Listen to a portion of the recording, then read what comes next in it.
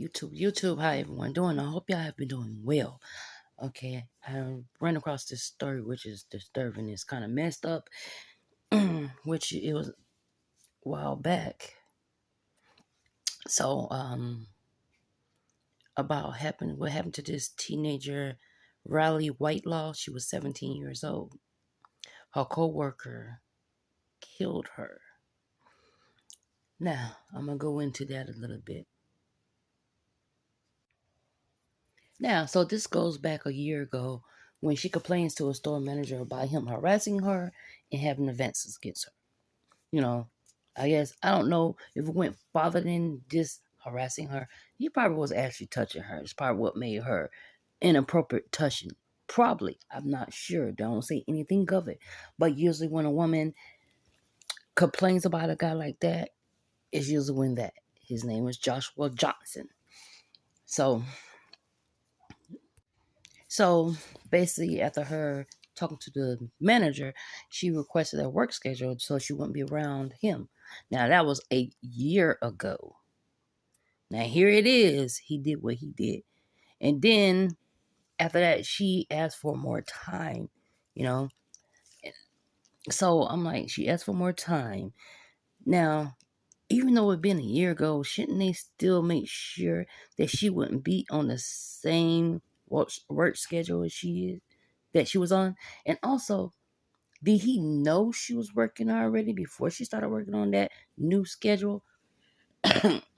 Or do they have like a what's the name where clock in or whatever where everyone can see everybody's? Then she put in a different safety managers where they can't see when anybody else is on or something like that. I don't know. Maybe they still have it in the old ways where you just pick up your little name with your name in and click on it and they have like the days you on and the days you off. But if it does, maybe they need to start a new measure. But hey, it was Walgreens. Also, another manager hired on Riley Whitelaw boyfriend. Her name was Crystal Ishmael. She hired Riley Whitelaw boyfriend about 3 months after that, 3 months ago. And that's what happened. So I'm like, she probably felt not like she was still not safe. And that's probably why she probably talked to them. They talked to the manager, or she probably talked to her boyfriend into getting hired on at the same place so she'll feel more safe. That's probably what that was. Were they actually taking care of her needs and making sure she felt safe? Were they? Maybe she should just transfer to another Walgreens. But if you at that job, they should make sure you safe. If you being harassed, they should make sure you safe. And if they can't do that, they don't need to have. Oh well, I think that I heard something about them. Her parents suing Walgreens, and I hope they get every penny they deserve. I hope they bankrupt their ass because she's 17 years old. She would not be able to have she won't have kids. I don't know if she have kids or not. But if she do have kids, she won't be able to see them kids grow up.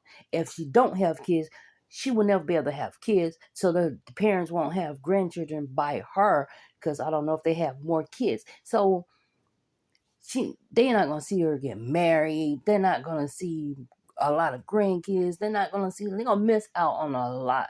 She didn't even graduate high school, and they should be deserve. They should be made punished to pay every cent of heartache they're gonna have, and they gonna even after they win the what's the name lawsuit or whatever, it still will hurt because their daughter is not here anymore. Because a guy couldn't. I don't believe that he wasn't touching her. I think he was. That's just my opinion. I think it went as far as him putting his hands on her inappropriately. Now, this dude was 28 years old. She was 17. That is a minor. Why didn't I don't know, maybe she just didn't want to take it that far, the young girl. Maybe she didn't want to take it that far, but her parents should have got his ass labeled as a sex offender. Because nothing against the parents or anything. This is my opinion. If it would have went as far as putting him up on notice for the simple fact that he was harassing a 17-year-old and he's 28. So if that would have happened and he wouldn't been able to be around anyone under the age of 18 years old if they would have done that.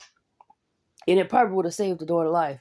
But they probably wasn't even thinking like that. And I don't know what what if he actually touched her or not. But my feelings, I feel like that he probably did.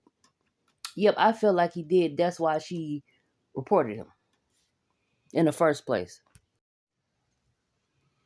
So basically, her boyfriend got hired on at the same job because obviously she wasn't feeling safe still. So basically, they said that the report saying that Johnson, Riley, I mean, Johnson, that's the person that killed the young girl.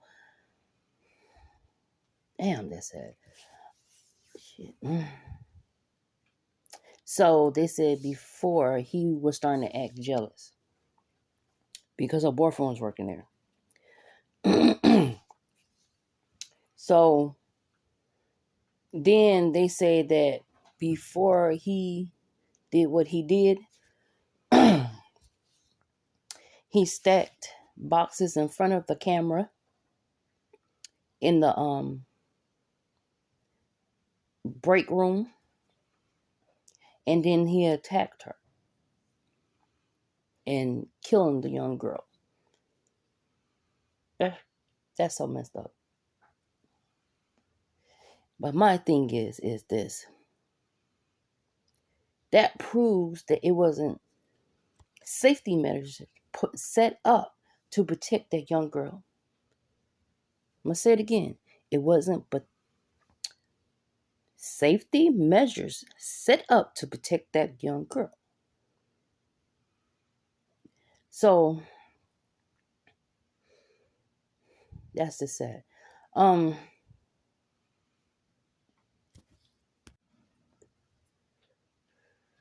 Because if it was safety measures set up, it would have been security. Obviously, they didn't have security, which all the Walgreens I go to, I have gone to, it'd be more than one people up in there, and it'd be one walking around or standing around close by the cashier and stuff like that. So I'm like, okay, why didn't this one have it? I mean, why? Then on top of that, why, even if it wasn't, when he put her on the same schedule as he was on the same day, so their paths were crossed on that day. Why didn't they make sure that they wouldn't long for a long period of time? Why didn't they make sure that check on him? Why didn't they make sure that if he's around her, that someone's standing there or someone's around her when he's there? I mean, I don't get it. It don't make any sense. They don't care.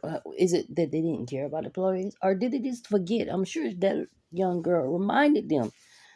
Can you make sure he's not nowhere near me? I don't want to be alone with him or something. What makes them see no one probably not talking that day, talking or telling the whole story or telling the day she probably said that. I don't know if she said it or not, but I think if she felt fear for her life to report him and change her schedule, I'm sure, excuse me, I'm sure he, dang it, I'm sure she probably told them, well, can you make sure that he don't be on on with me, or could you make sure someone's standing at the door or something like that? I'm like, I'm a female, so I know what in that type of situation that what I would do or say. You know what I'm saying? So it's just so they say that it was a witness, a customer inside the store.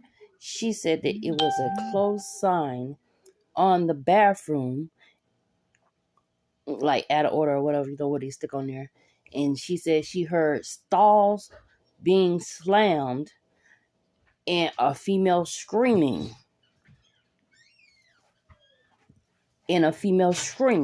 So if this customer can hear, matter, I don't know if she was at the register, I don't know where she was, but she heard in the affidavit, they say a woman, screaming. And think about it for a while.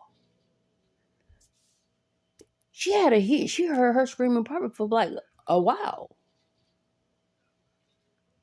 And none of the employees go and check it out? Or did they not give a care? None of the employees checked it out. None of them wonder where they're screaming at. None of them wonder, okay, where's old girl? Or where's that guy, Johnson? Where's Johnson at? Where's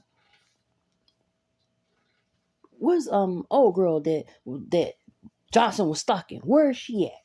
Did anyone ask them questions? Because if they did ask them questions, or they did fucking concerned about her safety, she probably got out of there without a scratch. Taping windows up and stuff like that in a bad break room and stuff like that. Seriously, that should not have happened to that little girl. That should not. When the police found Johnson, they said he had scratches on his hand and blood on him, and he was arrested without incident. He was arrested without incident. They ain't yell at him. They ain't tase him or none of that. So did he just put his hands up and just turned around and put his hands behind his back? Or did they have to yell at him for a couple hours or 30 minutes or 20 minutes or 5 minutes or a minute or whatever? He's at the El Paso County Jail right now. He's arrested. But that young lady should not be in jail, been dead. She should be still alive. She should not have any injuries on her if anyone stepped in and did anything like they supposed to in that situation. And if they didn't have a protocol in that situation, maybe they need to make some. And maybe they should have the pent suit off their ass. They should not have a house. All that should blame to that lady now. The appearance, because this messed up. Now, Johnson says that when he was in the break room, he fell in the blood in the bathroom stall in the break room. He fell in the blood. He fell in the freaking blood by a large bin trash bag in the store.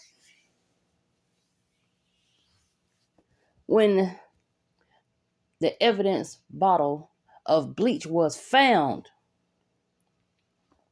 Evidence bottle of bleach. Bleach. Really. He said that he went home and washed his hands and his clothes what the blood was on. Now this nigga went home. So none of the employees seen him. So did the employees see him? Did they? Did they see him with blood on him? Did they see him the scratches and stuff like that? This nigga went home and cleaned up. Hold up. It said something about the trash can being. Did he put her in the fucking trash? Oh, Wow. Here, according to the court papers I have right here, a manager told police that Riley never showed up back from her break on Saturday evening. While searching the store, they found her body covered in blood in the break room. When police interviewed managers at the store, they told officers that her coworker, Joshua Johnson, was seen on surveillance stacking boxes to block the camera. The court papers also state that there was paper taped to cover the windows into the break room. Johnson was later found nearly 100 miles away near Walsenburg. He allegedly told officers that he had changed his clothes because he was covered in blood. The court papers also state that one of the managers told police that Riley had complained about Johnson making advances toward her, making her uncomfortable earlier, and asked for a change of schedule. She then requested more hours and was told she would have to work with Johnson. The other manager also told police that she noticed Johnson was acting jealous over the past few weeks after Riley's boyfriend began working here at the same store. The man accused of murdering a 17-year-old co-worker at a Colorado Springs drugstore made his first court appearance today. Joshua Johnson faces first-degree murder charges after allegedly killing the Academy District 20 student in a Walgreens break room. 13 Investigates learned in court that the 28-year-old suspect was on probation at the time police say he murdered Riley Whitelaw. It was an unsupervised 12-month probation for a traffic offense he pleaded guilty to last year. Arrest documents describe a horrific, bloody scene inside that store, a gruesome killing that allegedly took place with customers shopping just outside. Right now at KRDO.com, you can find a GoFundMe page taking donations in Riley's memory. The organizer hopes to establish a scholarship in Riley's name, saying, quote, "We feel all the love and support we've been showered with by the community and hope people will carry a little bit of Riley in their everyday routine." Though only 17, she's a one-of-a-kind human who knew how to be truly present for others. It's not just her smile that permeates you, it's her compassion and empathy. Here in Berkeley Springs State Park, hundreds have gathered to remember the life of Riley Crossman, a fact that her friends say would have surprised the 15-year-old high school student. She wrote online a bit about how she thinks no one cares about her, so seeing all of this would probably just make her feel so cared about. She was amazing. She was like the light of every room she walked into.